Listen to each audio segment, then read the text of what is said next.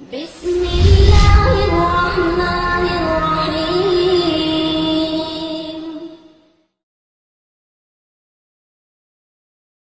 لا الہ الا اللہ محمد رسول اللہ۔ تو یہ بات خوب یاد رکھو کہ رمضان کا بنیادی مقصد کیا تھا؟ تقوی۔ اور تقوی کہتے ہیں حرام خواہشات سے بچنا، اللہ کے حکام کو پورا کرنا۔ تو ہم میں سے ہر شخص کی ذمہ داری ہے وہ یہ دیکھے کہ رمضان میں میرے اندر کتنا تقوی پیدا ہوا ہے۔ بعض ایسے ہوتے ہیں خوش قسمت جو رمضان میں سارے گناہوں کو چھوڑ دیتے ہیں، بالکل یو ٹرن لے لیتے ہیں، جس طرف جا رہے تھے نا وہاں سے بالکل ہٹ جاتے ہیں۔ اور بعض ایسے ہوتے ہیں جو 50% تبدیل ہو جاتے ہیں۔ تو بھائی اگر ہم 100% تبدیل نہیں ہو سکتے، 50% ہو جائیں۔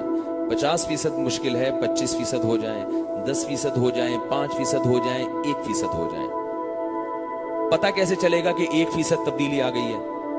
پتہ ایسے چلے گا کہ آپ اپنے گناہوں کی ایک لسٹ بنائیں جو گناہ کرتے ہیں، اور یہ دیکھیں کہ اس رمضان میں ان 100 گناہوں میں سے اگر ایک گناہ بھی چھوٹ گیا آپ کا تو 1% تبدیلی، بولو نا بھائی، آ گئی۔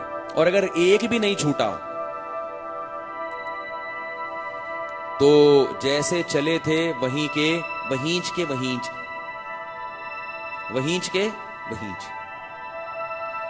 کوئی فائدہ رمضان کا نہیں ہوا۔ ثواب مل گیا، روزے کا بھی مل گیا۔ یہ ان لوگوں کے لیے جو روزے رکھ رہے ہیں، نمازیں پڑھ رہے ہیں، جو رکھ ہی نہیں رہے ان سے تو میں بحث ہی نہیں کر رہا ابھی، کیونکہ وہ تو تقوی چاہتے ہی نہیں۔ تقوی چاہتے تو روزہ تو رکھتے کم از کم۔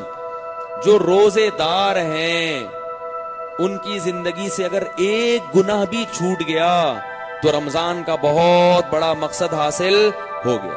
اگر آپ بد نظری کے عادی ہو، شراب کے عادی ہو، اللہ نہ کرے زنا کے عادی ہو، ماں باپ کی نافرمانی کے عادی ہو، نماز قضا کرنے کے عادی ہو، ایک گناہ تو کم از کم چھوڑ دو بھائی۔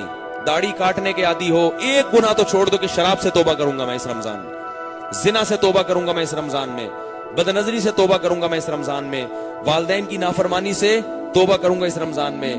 کچھ نہیں ہوتا، 5 وقت نماز کی پابندی اب سے شروع کر دوں گا میں۔ ایک گناہ تو چھوڑے کم از کم۔ ہمارے ہاں پورا رمضان گزر جاتا ہے، کوئی ایک گناہ بھی ہماری زندگی سے نہیں نکلتا، پھر تو کوئی فائدہ نہیں ہے بھائی۔ تو اللہ تو کہہ رہے ہیں کہ میں تم سے روزے رکھوا رہا ہوں تاکہ تمہارے اندر نفس کے خلاف طاقت پیدا ہو، اور آپ کے اندر وہ طاقت پیدا ہو ہی نہیں رہی۔ تو یہ پھر مزیدار بات نہیں ہوئی، یہ پھر رمضان کا مقصد حاصل نہیں ہوا۔ محمد صلی اللہ علیہ وسلم نے فرمایا بہت سے روزے دار ایسے ہیں جن کو روزے میں بھوک اور پیاس کے سوا کچھ بھی حاصل نہیں ہوتا، سوائے بس کولیسٹرول کم ہو جاتا ہے ان کا تھوڑا سا، باقی ویسے کے ویسے ہی۔ اور بہت سے رات کی عبادت کرنے والے، نمازیں پڑھنے والے ایسے ہیں جن کو رات میں نیند خراب کرنے کے علاوہ کچھ بھی حاصل نہیں ہوتا، بس جاگ لیے، جاگنا سیکھ لیے اور کچھ بھی حاصل نہیں ہوتا۔ کون لوگ ہیں یہ؟ جو گناہ نہیں چھوڑتے اور گناہ چھوڑنے کی فکر بھی نہیں کرتے۔ اگر گناہ نہیں چھوٹ رہا کم از کم فکر کرنا شروع کر دے تو یہ بھی ایک سٹیپ ہے۔ اور یاد رکھو ایک گناہ چھوڑنے سے دوسرا گناہ چھوڑنا خود بخود آسان ہو جاتا ہے۔ اللہ تعالیٰ مجھے بھی ان باتوں پر عمل کی توفیق عطا فرمائے، آپ حضرات کو بھی۔